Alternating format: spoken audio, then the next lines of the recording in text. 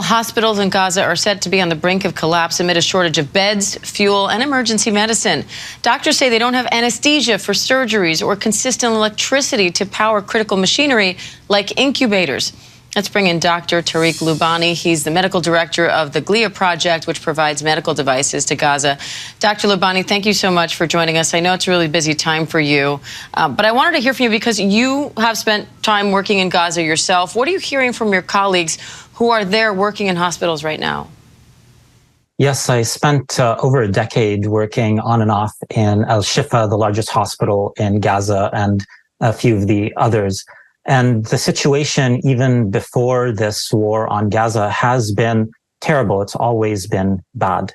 However, what my colleagues are reporting now, when they are able to access the internet, is that things are worse than they've ever been. You mentioned in your starting comments that the system is on the verge of collapse. That's not true. The system has thoroughly collapsed. At this point, there are literally thousands and thousands of people in each hospital, many internally displaced refugees. The hospitals are the only place where people have any sense of safety, and that's, of course, being threatened by constant threats from Israeli forces of bombing them. Now, you say 3D printing has become a critical method for getting medical devices to Gaza. How much harder has that been over the last few weeks? The reason why we have to use 3D printing is because of the blockade that doesn't allow anything, including often medical equipment. So we've been using it as a workaround to try to provide essential medical supplies. However, a hospital across the street from our offices was bombed several weeks ago, and right now we're out of production. In fact, we haven't even been able to go back to see if our offices have been directly bombed since. So 3D printing is an essential part of trying to work around the blockade. At the end of the day, there's nothing here that's going to solve the problem like a complete lifting of the siege and blockade. How are your local facilities in Gaza holding up so far?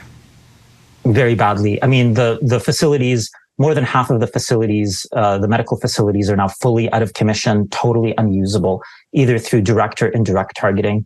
The ones that haven't been directly targeted have had the roads leading into and out of them bombed. Of course, there's no electricity, as you had mentioned, which makes it essentially impossible to do most of the work that we do. We have turned as a medical service in Gaza into basically just people who receive patients, try to do our best and comfort them, while knowing full well that they could and should be providing much better care, even in the Gaza context. All right, Dr. Tariq Lubani, we appreciate your time today. Thank you. Hi, everyone. George Stephanopoulos here. Thanks for checking out the ABC News YouTube channel. If you'd like to get more videos, show highlights, and watch live event coverage, click on the right over here to subscribe to our channel. And don't forget to download the ABC News app for breaking news alerts. Thanks for watching.